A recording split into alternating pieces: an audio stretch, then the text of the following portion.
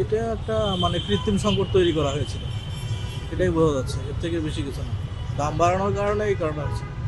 না, এখন কোনো সমস্যা নেই, কোথাও এরকম লাইন নাই, সব জায়গায় তেল পাওয়া যেত।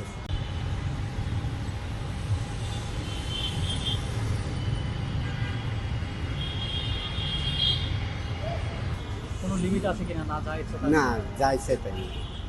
কিন্তু হঠাৎ করে এই একটা পরিস্থিতি ছিল, এখন স্বাভাবিক হচ্ছে, এটার পিছনে আসলে কি কারণ ছিল? এইটা তো আমি বলতে পারবো না কি কি কারণে, এটা এটা আমার দ্বারা বলা এখন সম্ভব না। সবকিছু স্বাভাবিক আছে। হ্যাঁ,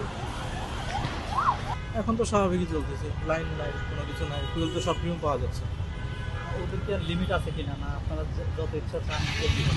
এখন তো লিমিট কোনো কিছুই বলছে না, যা চাচ্ছি তাই তো দিচ্ছে। তেল স্বাভাবিক আছে প্রক্রিয়া, তারপর তেলে কোনো লাইন নাই। এখন ফুয়েল পাস অনেকেই করতেছে, আমরা সবাই জানাইতেছি ফুয়েল পাসের মাধ্যমে তেল দেওয়া হয়।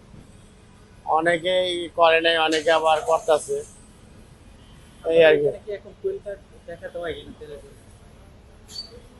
ফুয়েল পাস তো দেখাইতেই হয়। অনেকেই, হ্যাঁ, অনেকেই করে নাই, কিন্তু আস্তে আস্তে করতেছে আর কি। যাদের নাই তাদেরকে কি তেল দেওয়া হয়? যাদের নেই তাদেরকে আমরা তেল দিয়ে জানাই দিতেছি যে পরবর্তী টাইমে কিন্তু তেল পাইবেন না, ফুয়েল পাস করে নিয়ে আসতে হবে। এখন কি কোনো লিমিট আছে কিনা, না, এখন আর কোনো লিমিট নেই। আপনাদের সরবরাহ কি কোনো ঘাটতি আছে কিনা? না, সরবরাহ কোনো ঘাটতি নেই, সরবরাহ স্বাভাবিক মতো আছে।